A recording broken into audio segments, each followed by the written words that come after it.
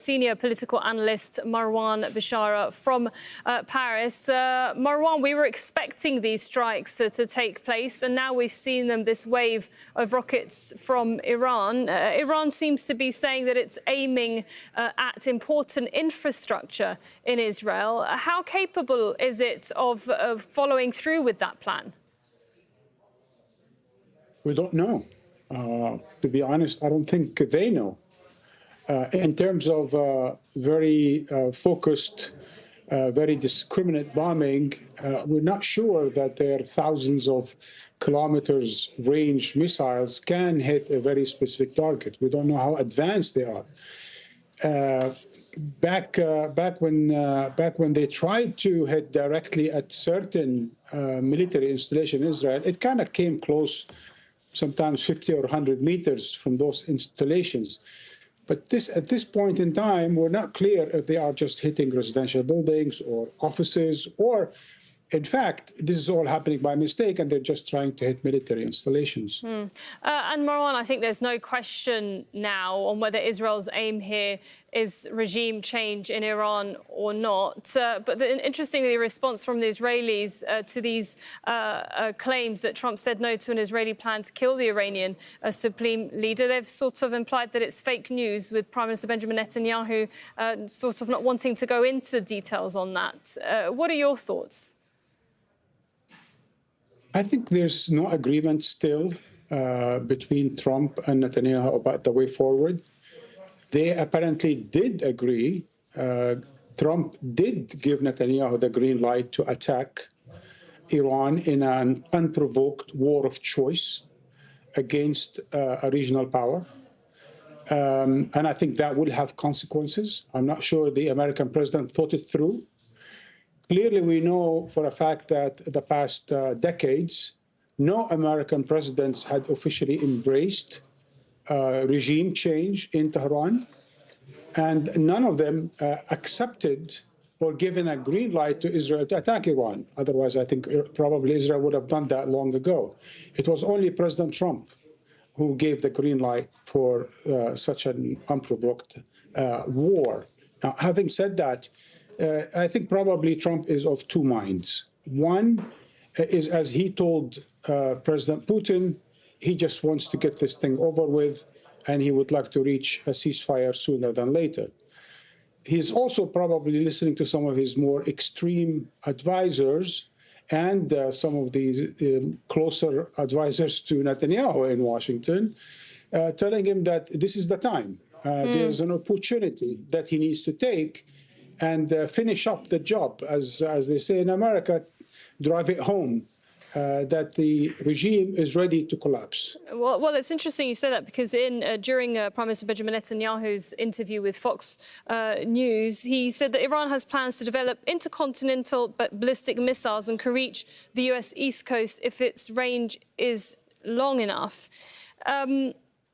At the same time, the local Israeli news has been reporting that Israel continues to press for American intervention. How much of this is Israel trying to drag the US? Who really has the upper hand here between both leaders?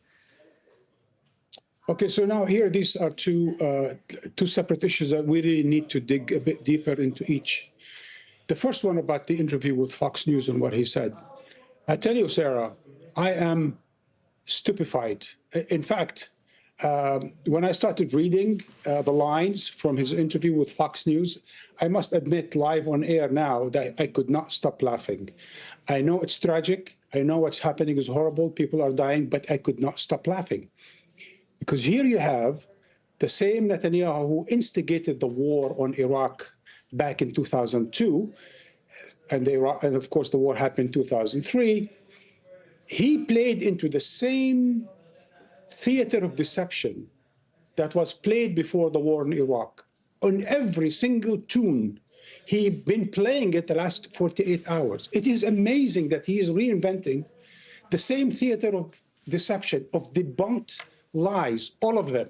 One, for example, that Iran has nuclear weapons or is about to have nuclear weapons. Well, we know from Tulsi Gabbard, the Director of National Intelligence in the United States in her testimony only 2.5 months ago. And that wasn't long ago, was it, Marwan? 2.5 months ago. Yes. In March 25th, Tulsi Gabbard told Congress that Iran is not developing nuclear weapons and that the Supreme Leader did not give an order about this, and it's still closed, this whole nuclear weapons development in Iran. The Americans know already that there is no such a thing. But Netanyahu says that they are not only having nuclear weapons produced, and there is an imminent danger, again, reminding us of Condoleezza Rice, saying there is, we couldn't wait to a mushroom crowd to arrive to the United States for us to hit Iraq. Again, debunked about Iraq nuclear weapons, did not exist. Weapons of mass destruction did not exist. And now Netanyahu told Fox News, and that's the part that makes me giggle like there's no time, that there is no tomorrow, is when he said, our intelligence, meaning Israel's intelligence, told Netanyahu that Iran was going to hand the Houthis nuclear weapons. You know how big of a lie that is? That's like a triple lie. First of all, I can tell you his intelligence did not tell him that, because his intelligence is not that stupid. It's not that vulgar. Two, Iran doesn't have nuclear weapons to give. Three, we don't know of any such a thing as the Houthis taking nuclear weapons from Iran and to do what with them exactly, and how to use them. This is such nonsense that, as I argued for a very long time, Netanyahu thinks that the Americans are stupid. He thinks they are stupid. Otherwise, he wouldn't be repeating such vulgar, debunked, transparent lies to the American public through Fox News. He knows that the American administration knows otherwise. But he's playing these games, very reckless, dangerous games, in order to justify his war choice against the United States. I think President Trump probably should be careful enough, because he ran on an agenda that says we don't want more wars. And here, Netanyahu is trying to drag him into another war. We know what happened with the regime change in Iraq. And the last thing you want today, which probably will be much worse, is a regime change in Iran. Not because you have to be an admirer of the Ayatollahs in Iran. It's because a regime change in Iran today could be utterly catastrophic, not only for Iran, but for the region. And for the region, you bring me to my next question, which is what next for specifically the regional countries that are clearly worried about the situation, from Egypt to Jordan, even the GCC, especially Qatar, that shares that oil field with Iran, and considering there are American bases across the region, which Iran says if it has to, it will target. There's absolutely a threat by an Israeli government that's acting with total impunity, invading countries, bombing capitals, and now launching a preemptive or preventive, I should say, war against Iran. This sets precedents in every part of it. War of choice, unprovoked, against a country that is not or has not been attacking Israel, has not said that it would, while using the same arguments that Iranians could easily use against Israel. Israel is a nuclear power. Israel has been threatening to attack Iran, and Israel wanted for a long time a regime change in Iran. Would Paris, London, Berlin, and Washington accept that Iran attack Israel unprovoked and destroy its capital and this and that, the other thing? Of course not. So this is setting precedents in the region. I think Ankara and even Abu Dhabi and Doha and Amman do not want to see this kind of rogue behavior on the part of any country. Because if it's Iran today or Syria yesterday or Lebanon the day before, it could be Jordan tomorrow and Saudi Arabia next. Because the Israeli right, for example, has already said for a long time that the place for a Palestinian state is in Jordan, not in Palestine, not between the river and the sea. It has to be east of the river. This is the program of the Herut party, which Netanyahu heads. So tomorrow it could be Jordan, that he will be leading to a regime change in Jordan in order to, establish some kind of a Palestinian state there. This is a rogue state that has been allowed to act this way by impotent Arab world, by hypocritical Western world, and now there is no end in sight to how far this fascist fanatical government will go. We are talking about an indicted war criminal, Netanyahu. by the highest court of the land, the International Criminal Court. But he's allowed to act with such impunity, giving a green light to attack another major country in the region with such reckless behavior. That has consequences. He's setting new agenda, new ways of looking at international law, new ways of looking at regional order. And that is certainly threatening to every other country in the region. OK, thank you very much for your analysis, Marwan Bashara, Al Jazeera senior political analyst there. Let's go live to Tehran and speak to Tawhid Asadi once again. Tawhid, obviously this is a developing story. We're seeing those latest pictures from Haifa, Tel Aviv. There's been missiles that have been going over Jerusalem. What's the latest on what's happening where you are, or what you're hearing, at least, from any officials even?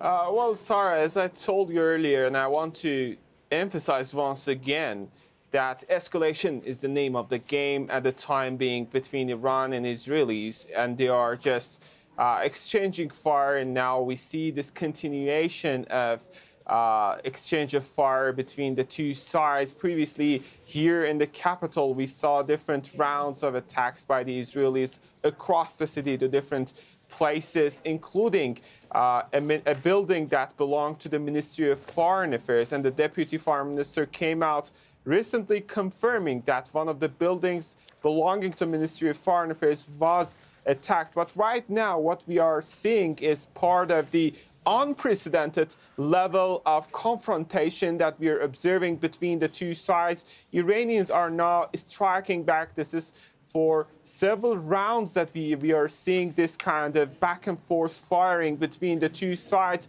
At the same time, the report that we are hearing from different parts, multiple cities in Tehran, specifically the western borders, shows the activation of air defense system across the country. We heard interception of flying objects here in Tehran while we were talking last time, and it's still in between. We heard sounds of explosion related to the activation of this air defense system, and now reports are coming from different cities across the country about the same story being repeated there. So we are observing a continuation of strikes from the Israeli sides, and Iranians are saying that they are striking back.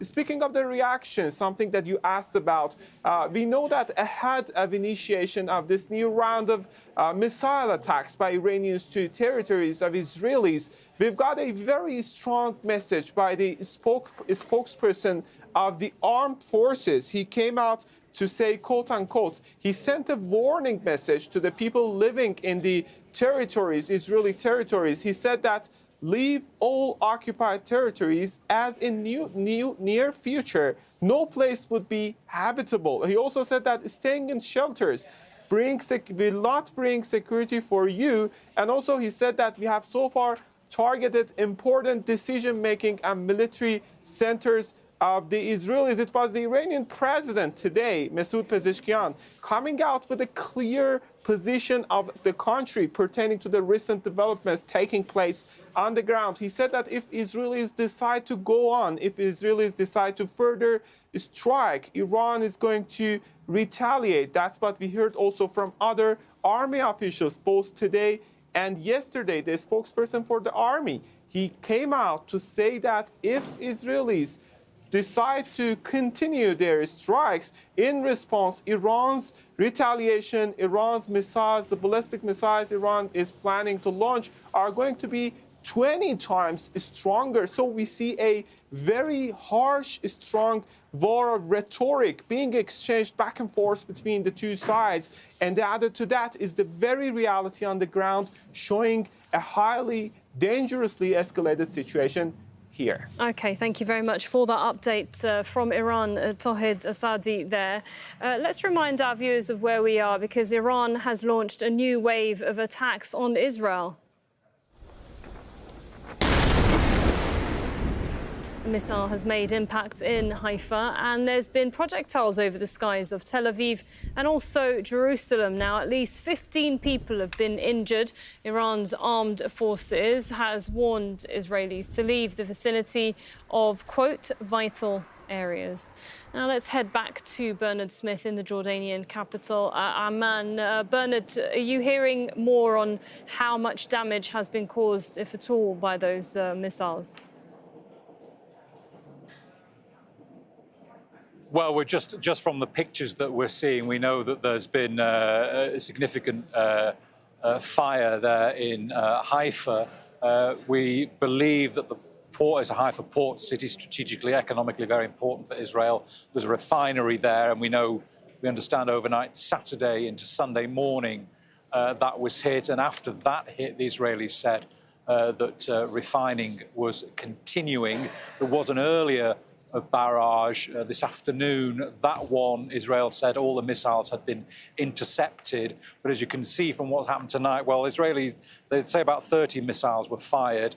And obviously, its aerial defense systems, the Iron Dome missile system, is not able to stop every missile that gets through, as you can see from the pictures. And you can see from the pictures that emerged during the daytime today of the widespread destruction. There was 14 people have been killed before this evening's attacks, 7 of them in a direct hit on a residential block in Bat Yam, and 4 killed in a hit on a Palestinian-Israeli town. So there are casualties from this, and Iranian missiles are getting through.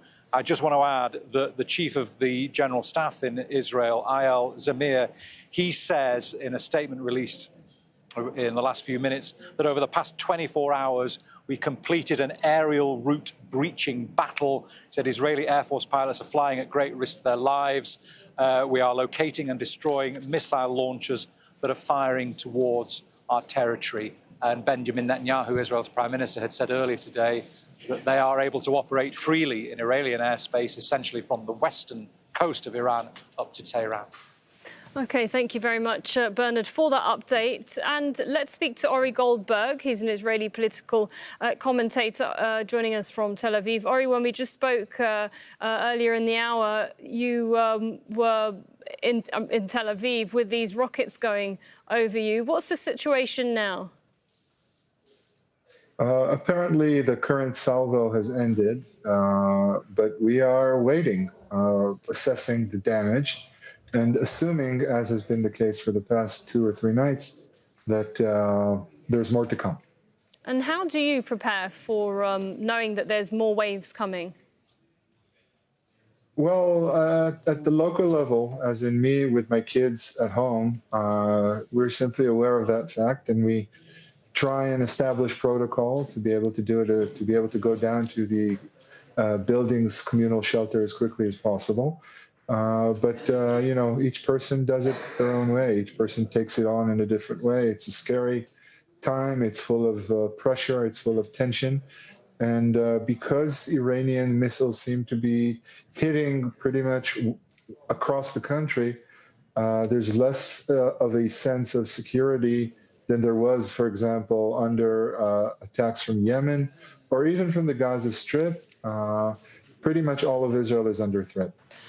Ori, when you look back at how the war on Gaza has played out, initially the Israelis never expected the war to be so protracted in the way that it has. Now Prime Minister Benjamin Netanyahu is saying with the situation with Iran and these strikes that are being carried out, that it will continue for a while. What is that looking like to you? I don't know if Prime Minister Netanyahu is fully in control at the strategic level. He's certainly directing a tactical effort that was meticulously planned and has been carried out,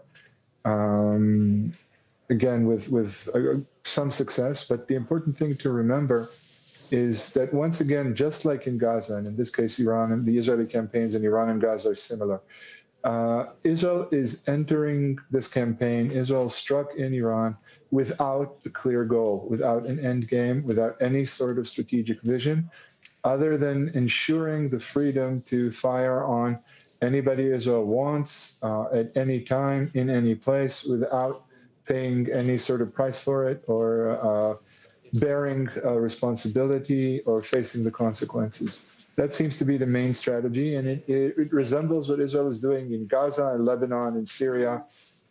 That is what Israel appears to be interested in, not the Iranian nuclear program, not Iranian senior leadership, not even regime change, which is now being flouted as the motivation for all of this. Nothing manages to stick. The only thing that matters is that Israel be allowed to establish aerial routes, or whatever you call it, and fire at will on anyone it wants. And Mr. Ori Goldberg, looking at the situation with Israel, do you think it's likely to achieve what it's setting out to achieve, whether it's a political move by Prime Minister Benjamin Netanyahu or a militarily one? I don't know, because the single measurable political goal is to get the world and the Israeli domestic scene to forget about Gaza. Gaza has been forgotten. There's an official statement that was put out by the IDF saying that Gaza is now the secondary front, whereas Iran is the primary front. And Israel, again, continues to kill at will in Gaza, quote unquote, destroying Hamas. Israel has cordoned off the West Bank. It is not allowing hundreds of thousands of Palestinians to enter Israel for work, and is therefore starving them.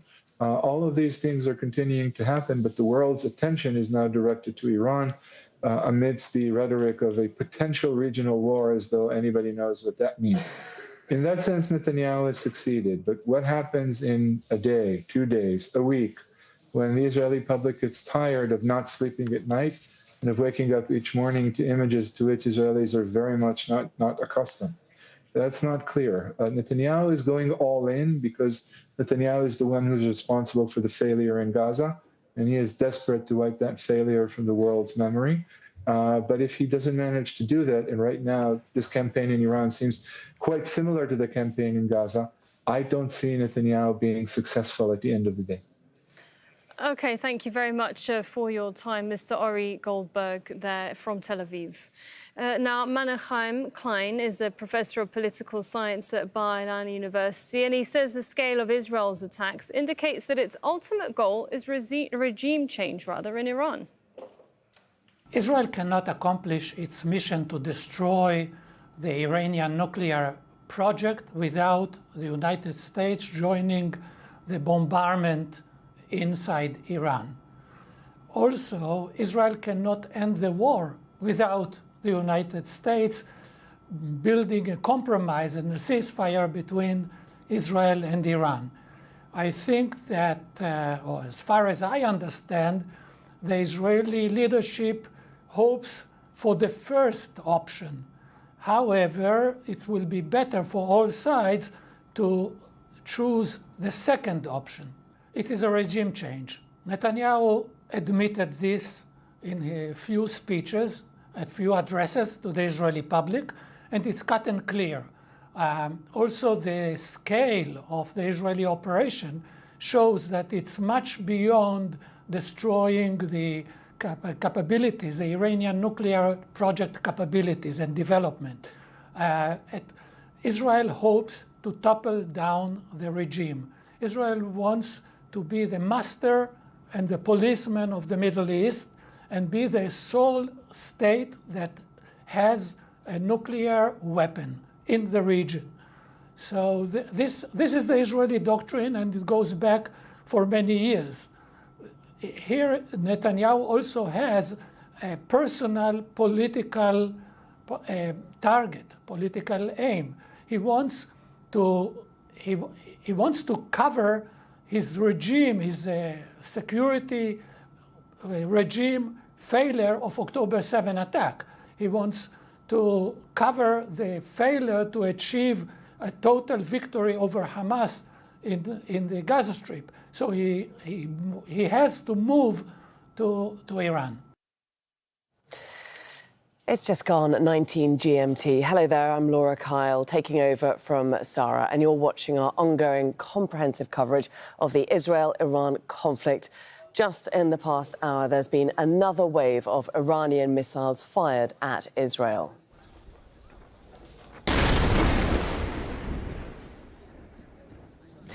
One of those missiles made impact in the port city of Haifa. At least 15 people have been injured, and it's caused a massive fire on the ground. Emergency crews are trying to put out the blaze. Several projectiles were seen over the skies of Jerusalem and Tel Aviv as well. Iran's president has promised of a more decisive and severe retaliation if Israel continues its attacks. Another projectile has hit Ramallah in the occupied West Bank. It's also caused a fire there. Some of those Iranian missiles were intercepted over the skies of the occupied West Bank.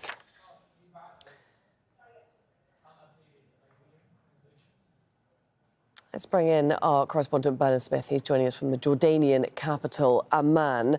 Bernard, we're going to talk to you about Israel. You're reporting from Amman because the Israeli government has banned Al Jazeera from reporting inside Israel and the occupied West Bank. We are seeing Israelis that have now been given the all clear. But what is the damage that we've seen from these latest strikes? So the pictures that are coming in so far, we've seen certainly a lot of flames in Haifa. This is a strategically important port city that we understand was also targeted on Saturday night into Sunday. There's a refinery there. After the Sunday early morning missiles, the Israelis said the refining was continuing. We're not able to say at the moment where this missile hit, save for it clearly got through Israel's Iron Dome system. The Israelis are saying that about 30 missiles got through, 14 people injured. 30 missiles, I think it's 30 missiles that got through. The indication is that the Iron Dome, while it does protect Israel against the majority of incoming missiles, some get through, and you can see that the damage they're able to cause when they get through. We've seen those daytime pictures, 14 people killed before this evening's barrage of missiles, 7 of them in a direct hit on a residential block in Bat Yam in Israel, and 4 others killed in a hit on a Palestinian-Israeli town as well. So there are casualties from this, and the Israeli military said at least 70 buildings have been damaged, and some of those will have to be demolished. I should also add that the chief of Israel's general staff, Eyal Zamir, he has said that over the past 24 hours, we've completed an aerial route breaching battle to Tehran. He says that Israeli pilots are flying at great risk to their lives, and we have struck hundreds of different targets with precision, and we are locating and destroying missile launchers that are firing towards our territory. So that's the latest update from Israel's military, Laura. That's the update from the Israeli military, Bernard. What are you hearing from the political leadership today there in Israel? Well, the most recent comments we've heard are from Benjamin Netanyahu in an interview with the American cable network Fox News. And in that interview, he said that regime change in Iran could be the result of Israel's attacks. Now, the Israeli military will say, and has said earlier on, that our goal is to remove the capabilities of this regime to annihilate us. Regime change is not our goal. But the difference being that while it might not be the goal, Netanyahu is suggesting it could be a consequence of Israel's actions. He was also asked, interestingly, about a Reuters report that Donald Trump had vetoed an Israeli plan to kill Iran's supreme leader. And Netanyahu just said to that question, I am not going to go into that. Clearly, we can see that the level at which Israel was able to penetrate Iran's intelligence operations, it was able to identify where significant military and political leaders lived and scientists lived. So it's not impossible that Israel also knew where the supreme leader was or is. And Bernard, what impact do all these strikes? This is the third night that we've seen these barrages of missiles from Iran hit Israel. What impact does it have on countries in the regions, countries like Jordan, where you are? Well, Jordan and Iraq and Syria are sandwiched between Israel and Iran, and there's very little practically they can do. It's having a significant impact on Jordan's economy, already struggling to recover in the wake of the war in Gaza and the because of the war there, that putting off tourists coming here. Well, hotels have already emptied in the last couple of days. Airspace in Jordan is constantly being opened or closed because of the missiles. Most of the missiles cross Jordanian airspace. It's peak tourist season, so economically Jordan is paying a significant price, and it's just practically very difficult for people to get here. It's also worth pointing out that Israel's airport, Ben Gurion, closed now indefinitely. That's unprecedented, certainly in the last 40 or 50 years or so. It previously might be closed for 12, 24 hours in wars with Gaza, but for Israelis to be cut off for this length of time is unprecedented. It is indeed. And also, while we're talking about Israelis, let's not forget the occupied West Bank, occupied East Jerusalem, indeed Gaza itself, which are also coming under fire from these missiles. We're seeing one projectile making impact in Ramallah in the occupied West Bank tonight. There's a huge fire there. There's very little shelter for people there, is there? There isn't. It's much less easy for Palestinians living in the occupied territory, living in the West Bank, to find shelter. Israelis also, there isn't universal shelter in Israel, but there's much more of it available. The warnings, of course, are short from the air raid sirens, so there isn't much time to get to shelter. But the Palestinians are suffering as much, if not more, than the Israelis, and are totally unable to extricate themselves from this. They, too, are stuck in the middle between Israel and Iran, just like the Jordanians, just like the Iraqis. And yes, the Palestinians much not able, really, to seek the same sort of shelter that the Israeli citizens have at hand. OK, Bernard Smith, many thanks indeed for all of those latest updates that you're bringing us on Israel, joining us there from Amman. Let's now go live to Tehran, and there we can speak to Tawhid Asadi, our correspondent in Iran. What are you hearing from Iran about these latest strikes on Israel? Well, actually, what we're seeing is a next level of unprecedented escalation between Iran and Israeli sides, seeing the nature of confrontation and how it's getting further and further escalated with this new round of Iran's retaliatory action, on which we've got the spokesperson for the armed forces just ahead of this new round, saying that Iran is getting prepared for this crushing answer. It was something that we heard from different Iranian officials, the army officials, and it was the Iranian president a couple of hours ago saying that if Israelis decide to continue, we're going to strike back, and this time it's going to be stronger compared to the previous time. And it was also the spokesperson of the army yesterday saying that if Israelis decide to continue, the next round of missile launches from the Iranian side is going to be 20 times stronger compared to the previous time. And now we see a new round of escalation, a new round of striking back by the Iranian side. And also we have to keep in mind that today, from the early hours of the morning, Iran is seeing strikes one after another across the country in different cities. In Isfahan, we had reports of a strike. In Shiraz also. Now, in the past few hours, we're receiving reports about the activation of air defense system across the country, specifically in the cities near the border areas. We see in Tabriz, also in Azerbaijan, and elsewhere. We hear this. And also in the capital, while we were speaking last time, and in between, we heard the sounds of the air defense system being activated in the city and across the city. Also, today we saw different scenes from which the thick smoke, heavy smoke was pouring into the air, showing that Israeli strikes are continuing. But right now, what is important in this regard, and I want to quote this spokesperson of Iranian armed forces,